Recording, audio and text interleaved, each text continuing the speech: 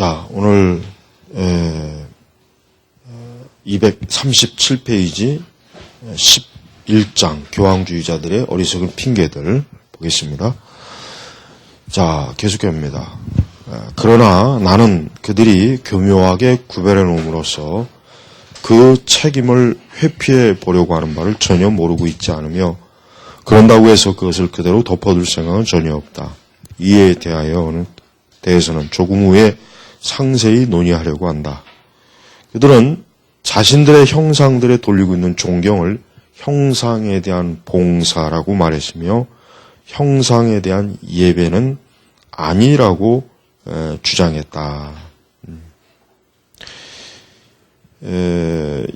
그들은 말하기를 이러한 봉사는 하나님을 모독하지 않고도 입상이나 화상에게 드려줄 수 있다고 했다. 따라서 그들은 다만 형상 봉사자에 지나지 않으며 결코 형상 예배자는 아니기 때문에 자신들은 아무런 죄도 없다고 생각하고 있다. 자, 지금 여기서 이러한 그 주장이 여전히 지금 로마 천주교인들은 앵무새처럼 반복하고 있어요. 그러니까 지금 형상에 대한 봉사, 그 다음에 형상에 대한 예배.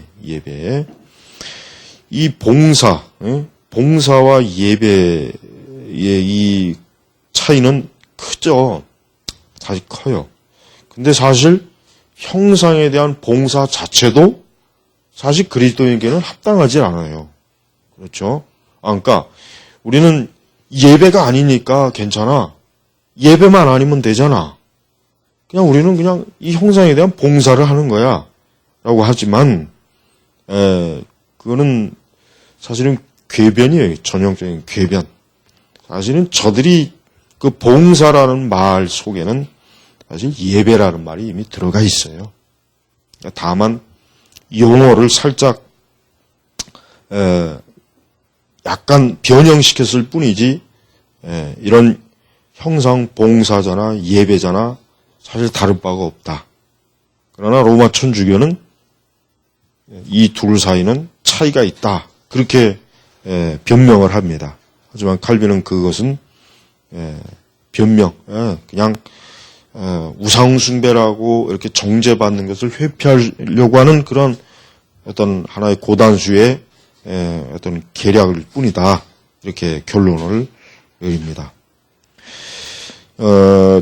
이것은 마치 예배드리는 것이 봉사하는 것보다 근본적으로 더 낮은 것처럼 말하게 된다. 한편 그들은 헬라어에서 어떤 뒷받침을 얻어보려고 노력하고 있지만 오히려 유치하게도 스스로 모순 속으로 빠져들어가고 있다. 헬라어에서 그 예배는 세 종류의 그 헬라어 있습니다. 프레스키네도, 그 다음에 또 뭐냐, 라트레이아, 그 다음에 라트레우스, 레우스. 그러니까 이런 용어가 이제 있지만 사실은 이 예배라고 하는 것 자체가 뭐예요? 형상들에게 예배를 드리지만 그것은 예배가 아니다라는 것은 뭐예요? 형상들에게 예배를 드리지만 그것은 예배가 아니다. 이 예배라는 말 자체가 사실은 저들이 사용하는 헬라어 용어 자체도 사실은 오히려 그들의 주장을 더 반박하는 용어지 저들의 그런 궤변을 합리화시켜주는 용어는 아니란 말이에요. 그러니까 우리는 이 예배하다는 용어가 아까 내가 했지만 이 세 용어가 있지만 이 용어 자체, 예배 자체는 프로스키네도로, 그 다음에 예배 의식은 라트레이아 아니면 라트레우스라고 그러잖아요. 그러나 예배 의식이나 결국은 뭐예요? 헬라어 단어에서 예배라고 하는 의미 자체는 변함이 없는 거예요.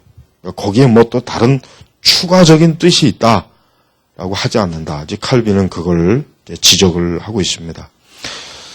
자, 그들은 내가 말을 가지고 그들의 흠집을 끄집어내려고 한다고 생트집을 부릴지는 모르지만, 즉 쉽게 얘기하면 이제 칼빈은 용어를 가지고 너무 지나치게 까다롭게 군다. 뭐 용어에 대한 너무 지나친 어떤 까다로움, 집요함, 뭐 이런 걸 하지만 사실상 그들은 그렇게 할 만한 근거를 가지고 있지 않고 오히려 그들은 순박한 대중들의 눈에 흑암을 덮어씌우려 함으로 자신들의 무지함을 그대로 노출시키고 있다. 그러나 그들의 웅변실이 아무리 훌륭하다 할지라도 너는 하나의 동일한 사물을 가지고 실제로 두 개 서로 다른 사물이라고는 입증하지 못할 것이다. 즉 그러니까 천주교에서 말하는 예배와 우상숭배는 사실 뭐예요? 본질적으로 같은 거죠. 본질적으로 같은 거예요. 저들이 비록 용어를 가지고 서로 구분한다고는 하지만 그러나 저들이 사용하는 헬라어 용어 자체 안에는 이미 그러니까 그들이 말하는 그 헬라어 용어 자체 안에 벌써 예배라는 내용이 들어가 있고, 여기 아까 이 책에서 나오지 않은 다른 헬라어도 역시 뭡니까? 예배 외에는 다른 뜻이 없는 거예요. 그러니까 저들이 봉사하다 하는 이러한 용어 자체가 뭐예요? 사실 그들이 주장하는 예배를 배제하는 봉사가 아니라 예배가 들어간 봉사, 예배라고 하는 개념이 들어가 있는 봉사다. 이렇게 보면은 틀림이 없어요. 그들은 마땅히 자신들이 옛날의 우상 숭배자들과는 실제적으로 다르다는 것을 보여줄 수 있어야만 할 것이다. 자, 옛날의 우상 숭배자들을 누굴 말하는 겁니까? 바로 로마 시대 때 우상 숭배자들. 로마 시대 때 우상 숭배자들은 황제를 숭배하고 그리스의 많은 그 잡다신, 또 애굽의 이 우상들. 그러니까 과연 그러한 우상 숭배자들과 천주교가 형상을 숭배하는 것과 뭐가 다른지 한번 어디 입증해 봐라. 지금 칼빈이 지금 그렇게 얘기하잖아요. 왜냐하면 간음자나 살인자가 다른 어떤 명칭을 붙여 그 범죄를 은폐할 수 없듯이 만일 그들이 반드시 정죄를 받아야 할 우상 숭배자들과는 하등의 다른 점이 없다고 한다면 교묘한 명칭을 꾸며내어 자신들의 죄책을 면해보려고 하는 것이야말로 실로 어리석은 일이 아닐 수 없다. 지금도 사실 그렇습니다. 지금도 이 칼빈의 이 기독교 강요에서 이런 주장을 하는 게 참 적합성을 가지고 있는 이유가 뭐냐면 지금도 로마 천주교는 자신들이 우상 숭배한다는 주장은 한 번도 인정한 적도 없고 그것을 뭡니까? 지금 하고 있는 그런 형태의 우상 숭배를 어때요? 포기한 적이 없어요. 이 얘기는 뭡니까? 그들은 여전히 칼빈 시대 때 주장했던 이러한 주장들을 지금도 어때요? 하고 있는 것이에요. 하고 있는 거. 이거는 어떤 천주교인들하고 대화를 해봐도 다 드러나는 거예요. 그들 스스로 우리는 우상을 숭배하고 있습니다라고 인정하는 사람은 없죠. 그걸 인정한다면 거기 있을 수가 없잖아요. 그렇죠? 자신들의 체계가. 그러니까 지금 사실은 저들은 칼빈의 말을 이해를 못한 건 아니에요. 천주교 그 당시 이 로마 카톨릭이 칼빈의 그 논점을 이해를 못한 건 아니에요. 그걸 잘 알아야 돼요. 이해를 못한 건 아니지만 한 가지 중요한 건 뭐냐면 칼빈뿐만 아니라 종교개혁이 주장하는 그러한 신학을 인정하게 되면 결국 뭡니까? 카톨릭의 자신들의 체계를 부정하는 거기 때문에 그렇죠. 그러니까 이러지도 못하고 저러지도 못하니까 어떻게 합니까? 자신들의 그러한 잘못된 것들을 합리화시키는 전략으로 나가요. 그래서 우리가 이 종교개혁 이후에 로마 천주교의 신학은 어떤 내용에 어떤 특징이 있냐면 그 전에는 종교개혁자의 세력이 없었거든요. 혹 있다 해도 어떤 미미한 존재의 세력밖에 없었어요. 그래서 크게 신경 쓸 일이 없어요. 그러나 종교개혁 이후에는 워낙 루터나 칼빈이나 이런 종교개혁자들이 굉장히 어때요? 신학적으로, 성경적으로 굉장히 강력하게 카톨릭의 체제를 무너뜨리는 굉장히 위협적인 그러한 내용들을 주장하니까 이제는 어때요? 무시할 수가 없는 거예요. 그래서 로마 천주교는 그 종교개혁 이후에 어때요? 신학적으로 사실은 뭡니까? 자신들이 그 체제와 신학과 신앙이 올바르다는 합리화하는 그 전제 위에 다시 이렇게 세워지는 거예요. 그래서 우리는 천주교의 신학 자체가 근본적으로 뭘 의식하고 있느냐? 종교개혁자들의 신학을 의식하고 그 이후의 체계가 형성이 되고 있다는 것을 우리가 꼭 알아야 돼요. 그렇지 않고 그거를 모르고 그냥 천주교의 신학, 천주교의 그들의 그 신학의 체계들을 그냥 공부하게 돼버리면 사실은 뭡니까? 그들로서는 굉장히 효과적인 자신들의 합리화를 어때요? 궤변을 변증할 수 있는 좋은 기회를 주게 되는 거예요. 우리가 굉장히 중요하죠. 자, 사실상 그들은 우상 숭배자들과 전혀 다르다는 사실을 입증하지 못하며 따라서 그들과 어리석은 경쟁은 전체 악의 근원이 되고 있다. 왜냐하면 그들은 하나님을 표현하기 위해 자신들의 생각으로 상징들을 고안해내고 자신들의 손으로는 그것들을 제작하고 있기 때문이다. 그렇죠. 예, 사실 우리가 중세시대 이 칼빈의 이런 주장들을 천주교에서는 반박을 하지 못해요. 효과적으로. 그들이 기껏 반박을 한다고 해봐야 전통이다. 이거는 우리 교회가 오랜 동안 가지고 있었던 전통이기 때문에 우리는 이것을 고수한다. 예. 이미 벌써 이 당시에 저들은 계시보다는 전통을 더 우위에 놓고 어때요? 자신들의 체제를 합리화시키는 그런 전략을 써먹고 있다는 걸 우리가 알아야 됩니다.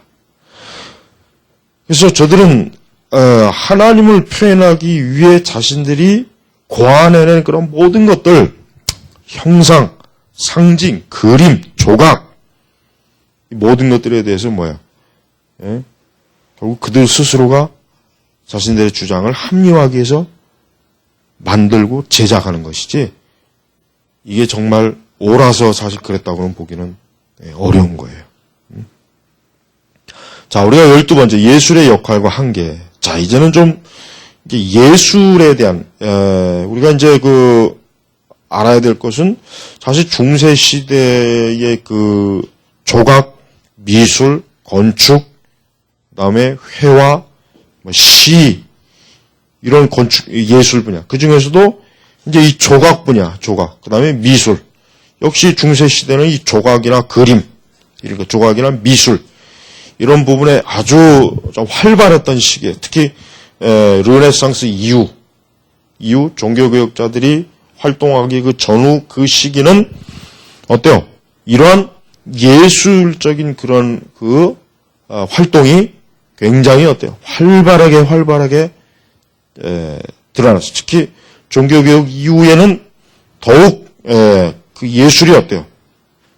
자유로운 그런 표현법, 어떤 자유로운 주제, 그러니까 이런 어떤 종교개혁 이전에는 이 예술이라는 것 자체도 카톨릭의 어떤 규정된 그러한 틀에서 예술적 표현이 나와야 되지만 종교개혁 이후에는 그런 예술적 부분이 많이 어때요? 흐트러져요. 그래서 여러분 우리가 종교개혁자들의 영향을 받은 그 지역, 예를 들면 영국이나 이런 북유럽 쪽 이런데 그 미술, 조각 이런 것들을 우리가 보게 되면은 그 이전과 그 이후가 상당히 틀려요. 음악도 마찬가지고. 그래서 어떤 좀 더 실제적인 그런 주제를 가지고 그림을 그리거나 하나님의 영광을 드러내거나 종교개혁자들의 그 종교개혁 신학적 원리가 스며드는 그런 예술 형태가 사실 많이 드러났다는 걸 우리가 알아야 됩니다. 자, 계속합니다. 그러나 나는 그 어떤 형상도 결코 허락할 수 없다는 식의 미신적인 생각에 사로잡혀 있지는 않다. 오히려 나는 조각이나 그림은 하나님의 은사이기 때문에 순수하고 합법적으로 사용되기를 소원하고 있다. 자, 이게 뭘 얘기합니까? 이제 종교개혁의 그 급진적 종교개혁에 대한 그 칼빈의 관점이 어떤지를 볼 수가 있는 거예요. 쯔빙글리 시대 그 스위스도 마찬가지지만 루터가 종교개혁을 일으키는 시점에도 어떤 작용이 있었습니까? 급진적 종교개혁의 바람으로 인해서 어때요? 모든 미술, 조각본을 그냥 다 때려 부시고 아주 그냥 막 이제 아주 그냥 그런 것들에 대해서 아주 씨를 말리는 그런 일들이 많이 벌어졌죠. 그러니까 칼빈은 지금 뭐예요? 마치 모든 조각이나 그림은 우리 그리스도인들의 교회에서는 안 된다. 마치 이렇게 오해하지는 말고, 그렇게, 그거는 뭐예요? 급진적이거든요. 사실 그건 맞아요. 급진적인 게 맞아요. 그러나 이제 제선의파 같은 경우는, 그 다음에 스위스에서, 독일에서 루터의 종교개혁이 일어날 시점에는 농민운동, 농민전쟁 전후로 해서 사실 성당에 있는 그 스테인드 글라스와 뭐 이런 형상들을 그냥 막 때려 부시고 스위스에서는 더 심했죠. 그래서 아주 이제 더 이상 이런 것들은 이제 우리에게 이제 있어서는 안 된다. 이제 그런데 칼빈은 좀 이제 그런 부분에 대해서 사실은 조금 온건한 입장이라는 걸 우리가 알 수 있어요. 온건한 입장. 그러니까 어느 정도 그런 예술 이런 것도 뭐예요? 하나님께서 주신 인간에게 주신 재능과 은사이니까 특히 재능이니까 그런 거를 활용하는 게 죄는 아니다. 그러니까 모든 조각이나 모든 그림이 다 죄가 아니다 이거죠. 다만 이제 뭡니까? 다시 말하자면 이것은 주님께서 자신의 영광과 우리에게 부여주신 그런 은사들을 잘못 사용됨으로써 더럽히거나 우리를 파멸시키지 않도록 하기 위함이다. 그러니까 잘못 사용됨으로써 더럽혀지거나 우리를 파멸시키지 않도록. 그러니까 왜 파멸을 시킵니까? 왜 잘못 사용합니까? 그거를 숭배하기니까. 그러니까 조각을 세워도 이 조각이라고 하는 게 그래요. 사실 조각이라고 하는 것 자체가 이게 좋다 나쁘다 하는 것은 사실 우리가 성경적으로 이거는 사실은 근거가 없는 얘기예요. 모든 조각이 다 나쁘다. 다만 이제 성경에서 말하는 건 뭐야? 그걸 숭배하는 거. 숭배의 관점. 자, 우리가 하나님이 눈에 보이는 어떤 형상으로 표현되는 것은 잘못된 일이라고 믿고 있다. 당연한 거죠. 분명히 성경에 나와 있으니까. 왜냐하면 하나님 자신이 이 일을 금하셨을 뿐만 아니라 또한 그의 영광을 손상시키지 않고서는 도저히 이 일이 행해질 수 없기 때문이다. 그리고 그들은 우리만이 이러한 견해를 가지고 있다고 생각해서는 안 된다. 왜냐하면 지각 있는 교회 저술가들이 모두 우상숭배에 대해서 언제나 찬성하는 것은 그들의 작품을 통달한 사람이라면 누구든지 알 수 있기 때문이다. 그러니까 계속해서 지금 칼빈은 자신의 그 주장을 좀 합리화하는 그런 논증으로 지금 펴요. 우선 중요한 건 하나님 자신께서 자신을 어떤 형상으로 표현하는 것은 주로 그 10계명에 금한 것이다. 1계명, 2계명. 이제 하나님 외에 다른 신도 없고 또 하나님을 빗대는 어떤 형상을 만들지 말라고 했으니까.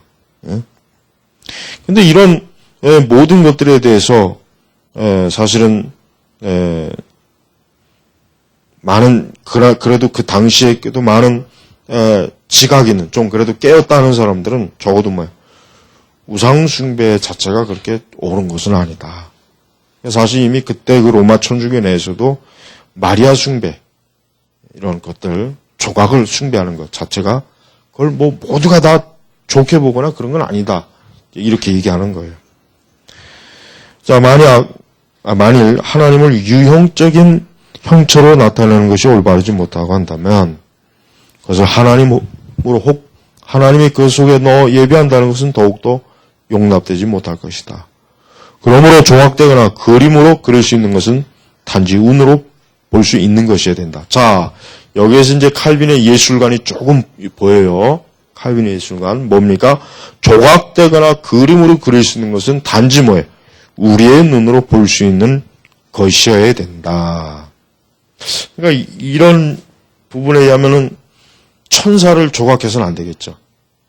천사를 그려서도 안 되겠고 또 하나님이 이렇게 생겼다.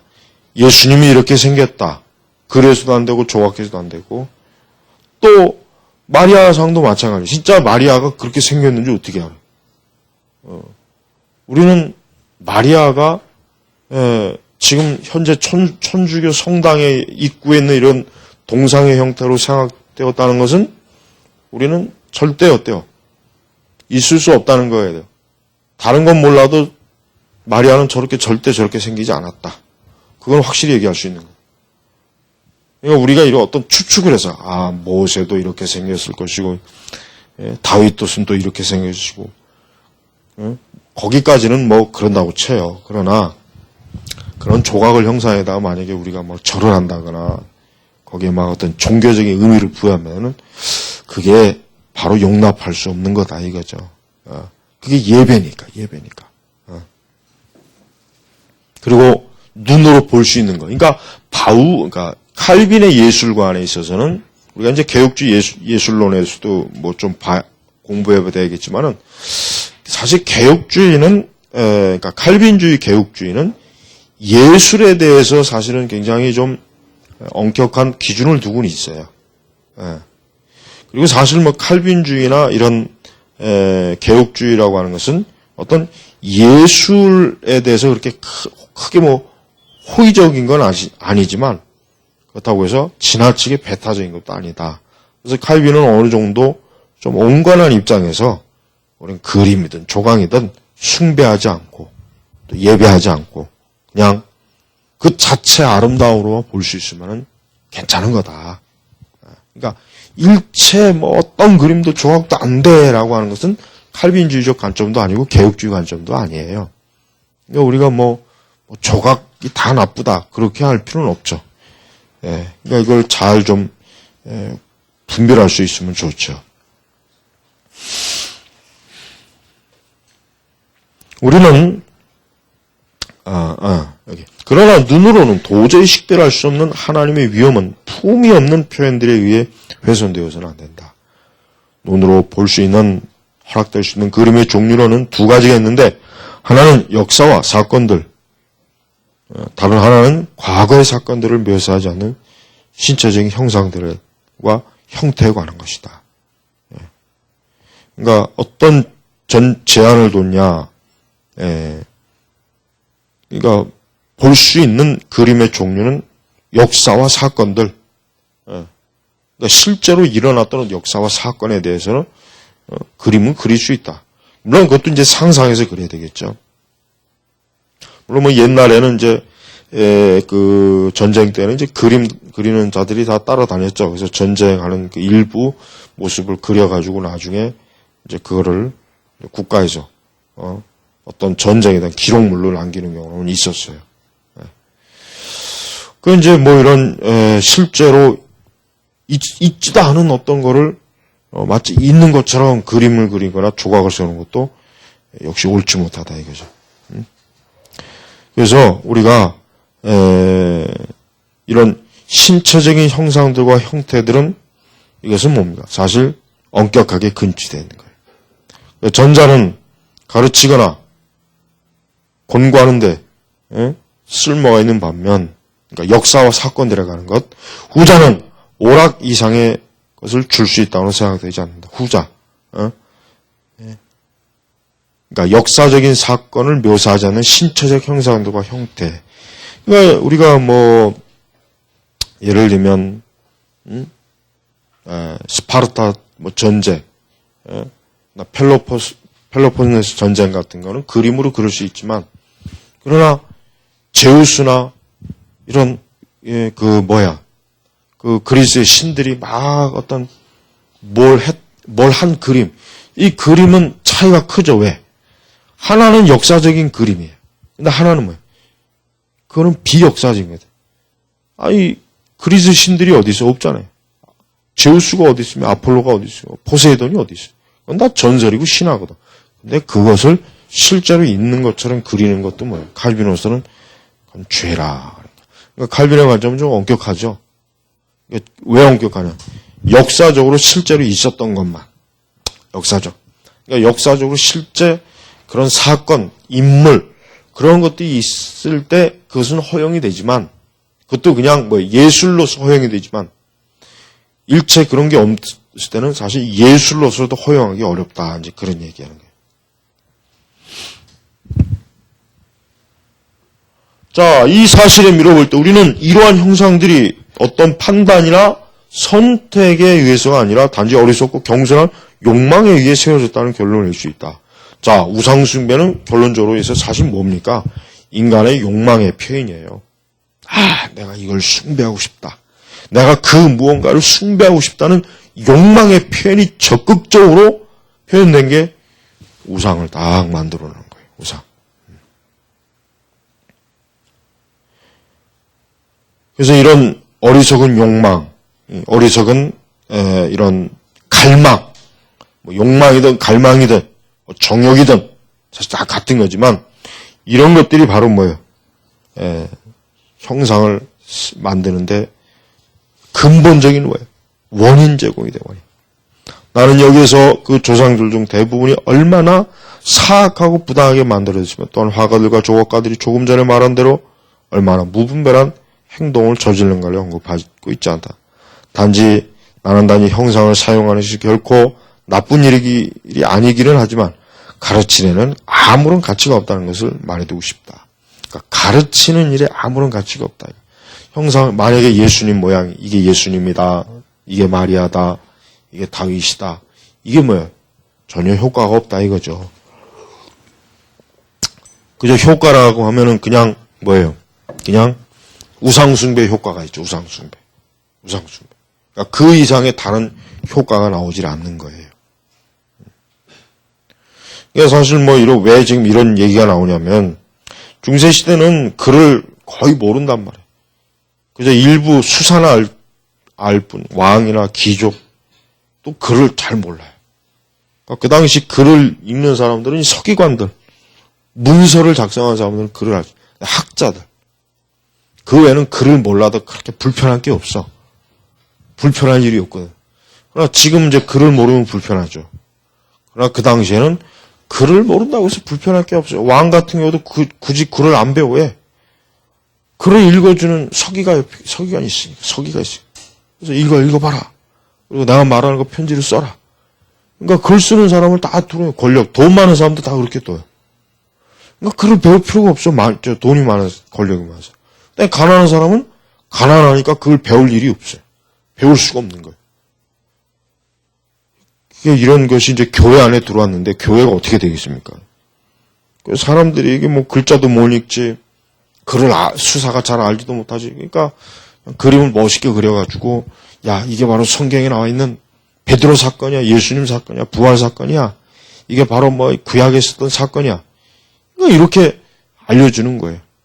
이렇게 알려줘가지고 어때요? 뭔가 좀 교육을 시켜보겠다라고 신앙. 그게 이제 바로 이제 중세시대 때 이제 왜 스테인드 글라스뿐만 아니라 또 여러 조각상들 세우고 이런 이유가 다 이제 거기에 있는 거겠습니다. 성경에서 이제 가르치는 것은 뭡니까? 오직 하나님 말씀 입으로 선포하고 증거하는 것. 이게 가르침이죠, 가르침. 하나님께서 그 그림을 통해서, 조각을 통해서 만약에 인간에게 복음을 증거하시려고 했다면, 진리를 가르쳐 주려고 했다면은 이미 벌써 많은 조각들이 나오지 않았겠어요? 근데 왜 그런 게 왜 없냐? 왜 하나님께서 이스라엘 백성에게는 왜 그런 거를 남겨두지 않았냐? 왜 그런 거를 정죄했느냐, 하나님이?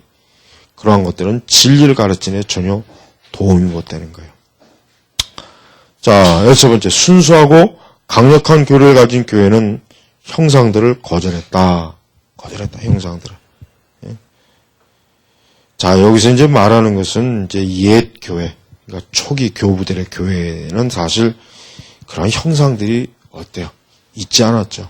우리가 초대교회 사도행전부터 보면은 그 다음에 이제 우리가 이제 초기 교부, 속사도 교부 이런 시대를 거쳐왔는 교회 역사를 보면은 이렇게 형상을 그렇게 막 적극적으로 막 도입하고 이게 없었어요.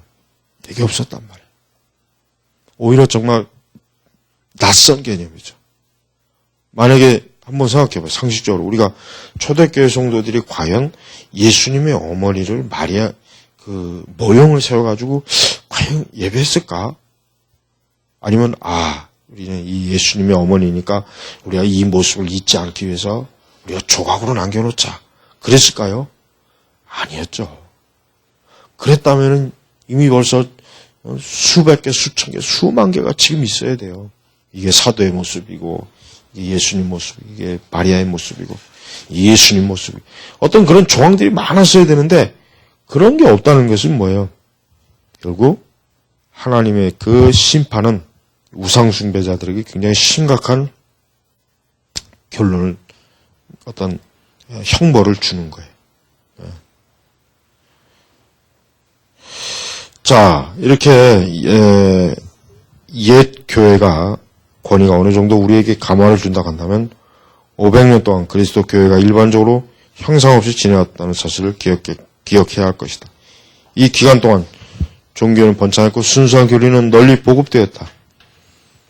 그러므로 그들이 교회를 치장하게 맨 처음으로 형상을 입은 것은 교회 교직의 순수성이 어느 정도 흐려졌을 때다.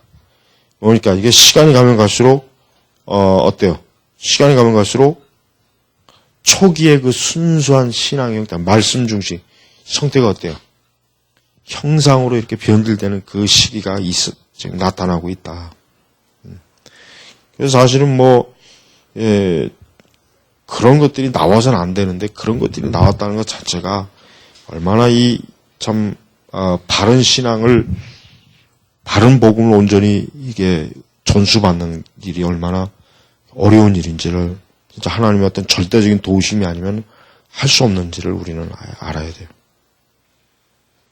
나는 여기에서 처음으로 형상을 만드는 사람이 어떤 이유 때문에 그러한 일들을 행하게 되는가에서 논의하려고 하지 않는다.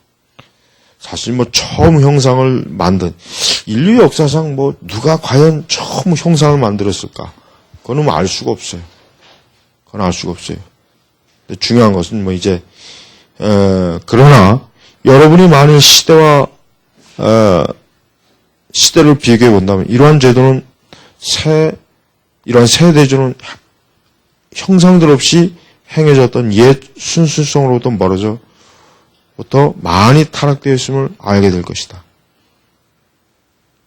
왜 그런가? 저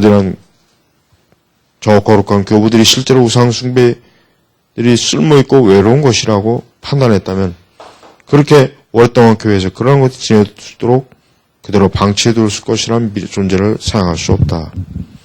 그러니까 이런 우상숭배가 진짜 참된 신앙의 요구 조건이라면 왜 벌써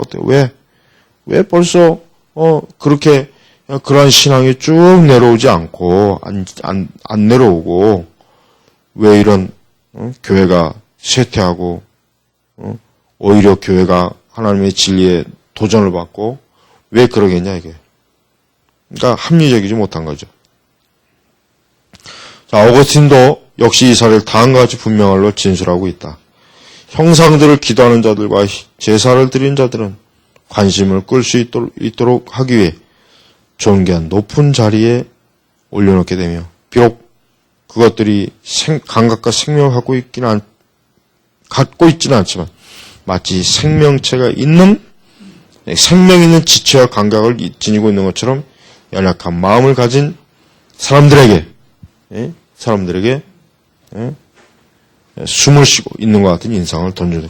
그리고 다른 곳에서 지체의 외적인 형태는 몸만에 거하는 마음으로 하여금 우상의 몸도 역시 감정을 가지고 있다고 생각하도록 만들어준다 말이다. 자, 우상을 진짜 뚫어지게 바라보면은 그 우상이 지금 말을 하는 것 같아요. 우상에게 막 절을 하고 숭배하면은 어느 순간 진짜 그 우상이 살아있는 것처럼 자기에게 다가오는 그런 느낌이 있다 그래요. 그러니까 돌덩어리, 돌로 만든 이런 우상이 있잖아요. 금이나 황금, 철. 근데 그런 것들이 겉보기에는 가만히 있지만 그거에 대해서 막 열렬한 열광주의적이 막 거기에 절을 공경하면은 어느덧 그게 나한테 말도 걸고, 나도 거기다 말을 하고 주고받는 거예요. 그러니까 실제로 만들어온 우상들이 그것을 숭배하는 사람들이 그걸 오랜 동안 뚫어지게 바라보고 거기에 막 몰입하면은 진짜 우상이 살아있는 것 같은 그런 마음이 든다고 하더라고요. 이게 그러니까 지금 이 칼빈이 이 얘기하는 게 이게 참 맞는 얘기예요. 예를 들면 천주교인들이 그 마리아 상 앞에 가서 막 고개를 숙이고 이렇게 경배하면 어느 순간부터는 그 마리아가 자기에게 따뜻한 사랑으로 인자한 눈빛으로 자기를 위로해주고 소망을 안아주는 그런 착각이 빠져요. 정말 그렇다니까. 그래서 우상은 이게 왜 위험하냐? 우상은 반드시 뭐야? 여기 나와 있잖아. 조금 후에 다음과 같이 덧붙였다. 형상들은 입이나 눈, 귀, 발들을 가지고 있기 때문에 불행한 영혼을 올바르게 지도하기보다는 오히려 굴복시킬 수 있는 더 큰 힘을 가지고 있는데 이는 그것들이 말하거나 보거나 듣거나 혹 걷지 못하기 때문이다. 그러니까 어거스틴이 지금 여기서 말하는 것처럼 이러한 형상이라는 것이 우상의 형태라고 하는 것이 어때요? 실제로 그것을 숭배하는 사람들에게는 정말 살아있는 어떤 객체, 살아있는 객체로서 눈앞에 확 드러나는 거야. 자, 조금의 다음같이 덧붙였다. 형상들은 욕을 했고, 여기서 이제 더 큰 힘을 가지고 있는데, 더 큰, 굴복할 수 있는 굴복시킬 수 있는 더 큰 힘. 이게 진짜로 내가 아까 설명한 것처럼 우상은 우상으로 끝나는 게 아니에요. 반드시 우상에 대한 두려움이 있고, 존중심이 있고, 우상이 살아서 정말 나를 막 그냥 막 내가 기도하면 우상이 막 듣는 것 같고, 어떨 때는 신비한 음성도 듣고, 환상도 보고 그런단 말이에요. 그 부처 뒤에 이렇게 환하게 뭔가 펼쳐지는 것 같고, 진짜 그런다니까, 진짜. 그런 게 있기 때문에 거기에 이렇게 심취하는 거예요, 심취하는 거. 다 물론 마귀가 하는 거죠, 마귀가. 아마도 이러한 이유 때문에 요한은 우상숭배뿐만 아니라 우상들 그 자체들로부터도 자신들을 지킬 것을 권고한 거예요. 이 얘기는 뭡니까? 우상은 그냥 단순히 무시할 수 있는 존재가 못 돼요. 우상은 반드시 힘을 가지고 있어요. 그러니까 우상을 몸에 지니지 말라 그랬죠, 하나님 이스라엘 백성들에게. 그 우상을 지니고 있으면 만약에 전쟁터에 나간다며 그러면 내 목걸이에 우상을 있으면은 뭔가 이게 날 지켜줄 것 같고, 이게 없으면 불안해서 전쟁에 나오면 죽을 것 같고. 그러니까 이런 우상을 몸에 이렇게 목걸이나 귀걸이나 뭐 이렇게 그러면 그 우상이 그에게 굉장히 어때? 평안함, 위로, 만족감을 주는 거예요. 사실 근데 그걸 누구한테 사실 얻어야 되는 거예요. 살아계신 하나님에게 그걸 얻어야 되는데 이 우상 숭배자들은요, 진짜 그 우상에게 어때요? 마음이 막 끌리고, 보호받고, 위로받고. 그러니까 그 우상이 잘못되면은, 우상을 숭배하는 사람들은 굉장히 막 불안해가지고 막 벌벌 떤단 말이에요. 근데 우리 그리스도인, 참되게 예수님 믿는 그리스도인들 아무것도 아니잖아요.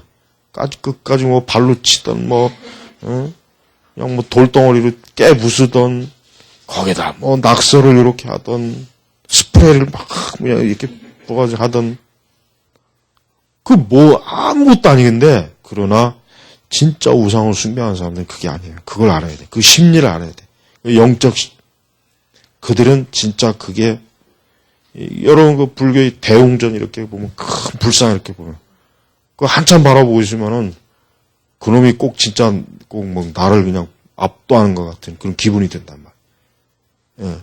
그래서 지금 굉장히 우상은 위험한 거예요. 그리고 이전에 경건이 거의 완전히 파괴될 때까지 세상을 점령하고 있었던 가공할 만한 광적인 광기들, 광기, 미쳤다, 미친 기운 말미암아 우리는 너무나 많은 우상 숭배의 휘장이 형상들이 교회에 안치되자마자 곧 세워졌던 사실을 잘 알고 있다. 왜냐하면 인간의 어리석음은 어떤 기준을 유지할 수 없을 뿐만 아니라 즉시로 순전히 미신적인 숭배로 빠져들기 때문이다. 아까 내가 얘기한 게 바로 그거예요.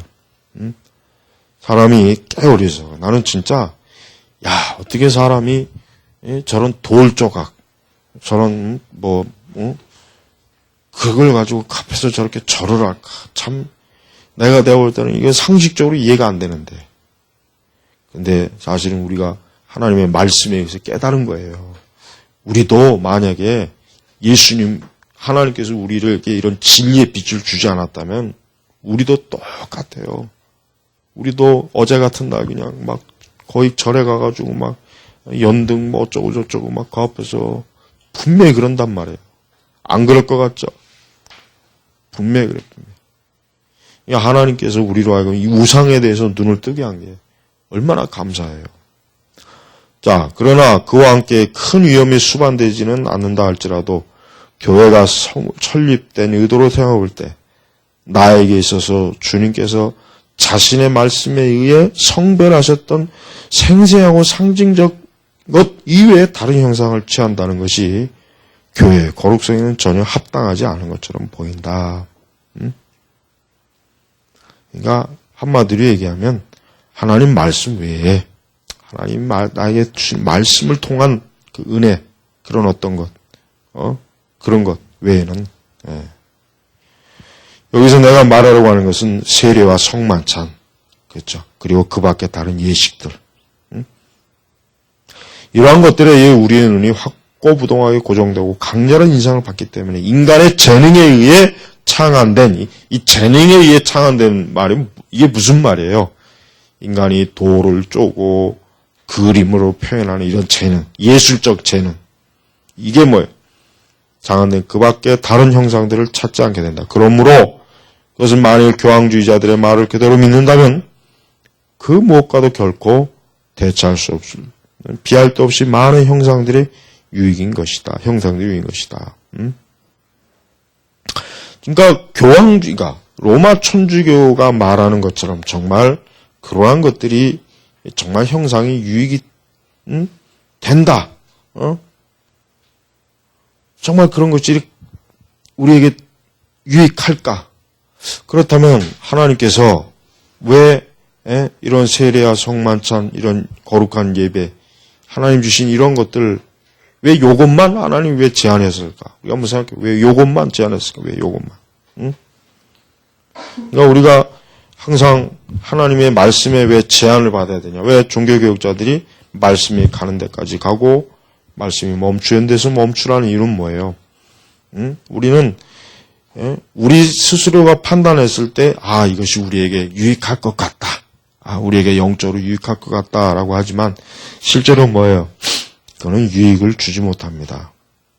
그러니까 우리는 사람에 의해서 고안된 어떤 것도 어때요? 받아들여서는 안 돼요. 자, 우리 14번에 니케아 공회에 있었던 유치한 형상론이. 자, 이 문제에 있어서는 앞서 충분히 논의했다고 생각하지만 이 문제와 연관해요. 니케아 공회에 대해 좀 더 자세히 살펴볼 필요가 있을 것이다. 물론 여기에서 말하고 있는 이 회의는 콘스탄틴 대제에 소집된 저 유명한 공회가 아니고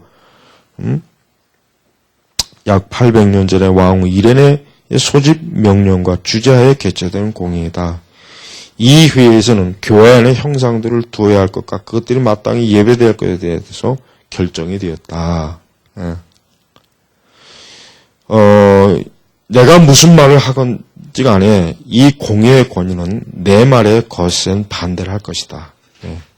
그러니까 우리가 이 당시에 이 형상이 저번에 우리 제네바 신학교에서는 강의할 때 잠깐 얘기한 것 같은데, 우리가 다룬 것 같은데, 이 형상이 유익하다는 쪽과, 이 형상이 전혀 유익하지 않다는 그런 그 논란과 논쟁이 있었단 말이에요. 근데 그때 어때요? 지금 여기서 말하는 이 AD 787년에 이러한 이 공회에서는 형상을 가지고 있는 것이 유익하다라고 결정이 났어요. 그렇죠? 결정이 났단 말이에요. 그게 오히려 뭐예요? 형상을 가지고 있는 것이 그 글도 읽을 줄 모르고 배우지 못한 무식한 신자들에게, 그 다음에 또 뭡니까? 야만인들에게, 야만인. 어떤 야만이에요? 이교도들, 이슬람교도들이라는 거, 이런. 그들에게 유익할 것이다. 또 아직도 그 당시 유럽 이런 변방 이런 데까지 이 기독교가 안 들어갔거든요. 그러니까 로마 가톨릭 사제들이 계속 들어가는 상황이란 말이에요.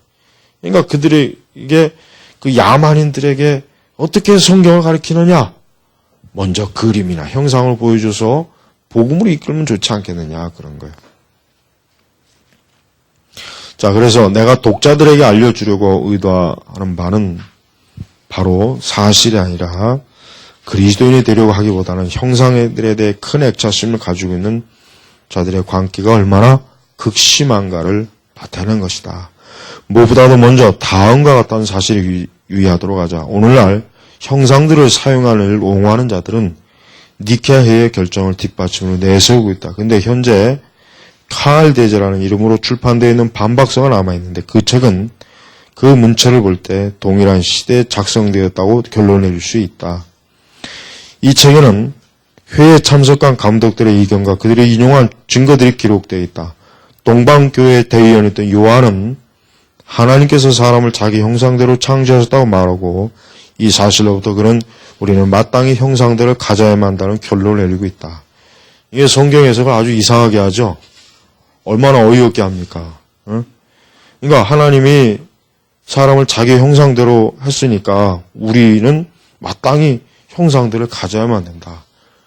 이게 참 이상한 성경 해석이에요. 그런데 이런 해석을 얼마나 합리화하고 있다는 걸 보십시오. 칼빈도 참 어이없다는 거죠. 칼빈 생각하기에도. 또한 그런 다음과 같은 구절에서는 형상들이 권장하고 있다고 생각했다. 나로 내 얼굴을 보게 하라. 내 얼굴을 아름다워. 아가서의 말씀이에요.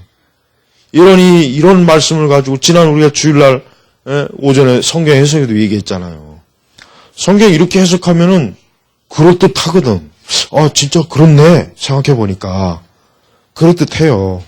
또 어떤 사람의 형상들이 제단들 위에 놓으면 된다는 사실을 입증하기 위하여 사람이 등불을 켜서 말하는 이건 정말 최악의 해석이죠. 등불하고 우상하고 무슨 상관이 있겠어, 형상하고. 그런데 사람이 등불을 켜서 말을 해두지 않아요. 등경에 두나니. 아니, 등경이나 등불하고 형상하고 아무 관련이 없잖아요. 아무 관련이 없는데 지금 이 말씀을 끄집어내네, 또. 그 밖에 또 어떤 사람은 그것들을 바라보는 우리에게 유익하다는 사실을 보여주기에 시편에 있는 한 구절이 인용했다. 여호와여 주의 얼굴을 들어 우리에게 비추소서. 여러분, 이러한 해석이 진지하게 그 당시에 주장되었다는 걸 생각해 보세요. 이게 만약에 오늘날에도 이렇게 주장하면 먹혀요. 먹힌다니까요. 먹힌단 말이에요. 모세가 하나님의 얼굴을 보여달라고 했으니까 여러분도 하나님의 얼굴을 보여달라고 기도해야 됩니다. 그렇게 설교하면은 그게 먹힌다니까. 그게 진짜 먹혀요. 응? 그리고 어떤 사람은 다음같이 비교해야 돼요. 즉 족장들이 이방인의 제물을 사용했던 것처럼 그리스도인들도 이 교대의 우상들 대신에 성자의 형상들을 사용해야 된다. 얼마나 그럴듯합니까? 동일한 목적으로 그들은 시편 26편 8절에 말씀을 왜곡시켜 여호와여 내가 주에 계신 집의 아름다움을 사랑하오니라고 했다. 그러나 무엇보다 가장 교묘한 것은 다음과 같은 번역이다. 우리가 들었던 것처럼 보았다. 그러니까 우리도 보아야 된다 이거예요. 우상의 형상을 만들어서 봐야 된다 이거. 그러니까 사도들이 보았다. 근데 사도들이 보았다는 건 뭘 봤다는 겁니까? 예수님의 인성의 모습을 봤다는 것이지. 아니 이 사도들이 언제 그렇다고 사도들이 그 뒤에 우리가 예수님 돌아가셨는데 예수님의 형상을 만들자. 그래 우리가 잊어먹지 않도록. 그렇게 했습니까? 그렇게 안 했잖아요. 그러니까 참 이게 어이없는 거예요. 사람들이 하나님의 말씀을 들음으로써 뿐만 아니라 형상들을 봄으로써 알 수 있다. 하나님을. 이렇게 이제 아주 궤변 중에 아주 최고의 궤변. 대어들의 감독도 이 점에 대해 비슷하게 언급다. 이 감독이라는 작자도 이래요. 하나님의 위엄은 그 성도들에게 놀라우시다. 그의 다른 구절에서 땅 위에 있는 성도들에게 언급되어 있다. 그러므로 이것은 틀림없이 형상들에 대해 말하고 있다는 것이다. 이 감독이라는 작자가 이 짓을 하고 있으니 그 밑에 있는 놈들은 볼 것도 없지 않겠어요. 간단히 말해서 그들의 어리석음은 그와 같이 너무나 도가 지나치기 때문에 그것들을 언급하는 것조차도 부끄러울 정도다. 그러니까 칼빈도 우리 지금처럼 너무 어이가 없는 거예요. 이 도대체가 너무 말도 안 되는 궤변으로 이렇게 형상을 옹호하는 이런 주장에 칼빈이 뭐야? 그런 걸 말하는 것조차 부끄럽다, 이게. 가치조차 없는 거예요. 여러분, 내가 아까 얘기했지만은 형상은 강력한 힘을 발휘하고 있어요. 형상이 없는 것과 있는 건 차이가 커요. 이 우상 숭배 종교의 형상이 있는 것과 없는 건 엄청나게 차이가 큰 거예요. 그러니까 우리가 지금도 강단에서 부지런히 우상의 형상을 절대 숭배하지 말아라. 그걸 몸에 지니지 말아라. 그걸 보러 다니지 말아라. 그걸 가까이 하지 말아라. 꼭 그렇게 해야 됩니다. 그러니까 보이는 우상을 무시하면 안 돼요. 아, 지금 보이는 우상이 어디 있어? 그런 게 있어요, 지금도. 보이지 않는 우상도 있지만 보이는 우상도 지금도 뻔히 있다는 거예요. 있는 걸 왜 우리가 조심해야 된단 말이에요. 자, 기도하겠습니다.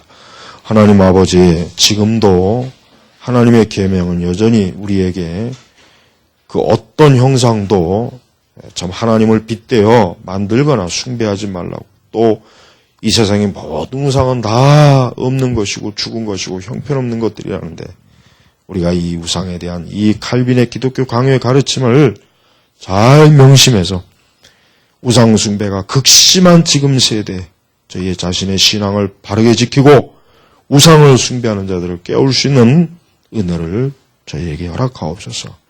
오늘도 감사하며 예수님의 이름으로 기도 올립니다. 아멘.